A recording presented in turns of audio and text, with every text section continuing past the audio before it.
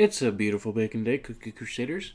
Today we are going to go into PvP with Caramel Arrow, Werewolf, Eclair, Black Pearl, and a BTS cookie. What we are running here is a speed setup with high damage output, some good defense, damage resistance, and of course the shields from both Eclair and our BTS cookie. We'll go into the analytics of both the data on healing and damage, as well as the toppings that we are using momentarily. As you can see towards the end, we got the full advantage, where it took a little bit of time, but we'll explain why and what's going on. So, the team that we're fighting is running a pretty meta team. They are running a monocle too.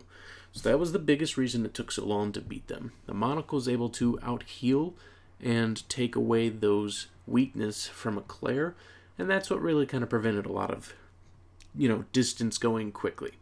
Now, as you can see, Caramel Arrow handling the majority of our damage, followed soon by Black Pearl, and Werewolf still doing a really good amount behind them. Now, why was Eclair smaller, and why was Werewolf not faster or bigger? 3 big reasons. 1, Werewolf pairs really well with cookies that can pull or push cookies together to be in the same line, so that when a swipe attack happens, it's hitting multiple targets rather than just one. Because of their team with Schwartz and their Black Pearl, they are re-pushing the boundaries of their team alignment, making it very hard to get those synchronized attacks. Granted, our Black Pearl is pulling together their cookies, which gives us some advantages at that time, but it's not as efficient as some other teams that run like Ginger Brave, Hollyberry, Dark Cacao, Espresso, Purple Yam. All those cookies are going to be beneficial to the way that Werewolf cookie works and how the magic candy can pair with those, as well as with injury. Now, if we go into the toppings, the attack speed bonuses are being run on our Caramel Arrow and our Werewolf with the robes. The more attacks we get from Werewolf, the more injury we deal, and the more relative damage we deal. The same goes for Caramel Arrow. We deal relative damage stacked accordingly to the attack speed of Caramel Arrow.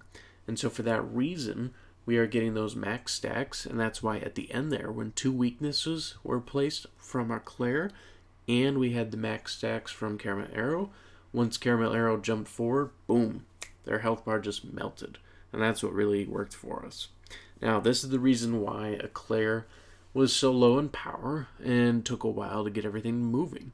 We do have almost 8% cooldown, which is good, and we have a high damage resistance, so that guarantees the survivability of Eclair. Because in this team, we don't really have a lot of defensive units, so for that reason, we don't have a lot of ways to keep our low HP cookies alive. One thing you can do is you can run an attack or a critical build with Eclair and try to get the damage to get those shields quickly. That is an option, but it's still going to be tough, and you can only do 30% damage resistance at maximum at that point if you have perfect toppings, and that's still going to be a rough run. So I don't necessarily just suggest it, but I mean, it depends on how you have your toppings completely set up. As you can see, our Black Pearl, similar situation. Good cooldown, high damage resistance. We can get a better cooldown to make the team more efficient, of course, but the main thing here is that damage resistance, because when we're not teleporting, we need Black Pearl to live. Black Pearl is a huge damage dealer, so that is a big reason why we have it set up like that. And then, of course, our BTS cookie running 22.7% cooldown with a high amplified buff, so that way we get the maximum amount of healing as fast and as far as we can against our team, as well as the shields that we want to place on them. So those are going to be the important stats from this team. Now, of course, you can run some variations with some other units, but really the synchronize here is between the stacks and the injuries coming from the 2 front units, the healing reductions coming from our Black Pearl, and then the weakness from our Eclair, melding it all into a very nice synchronized bond.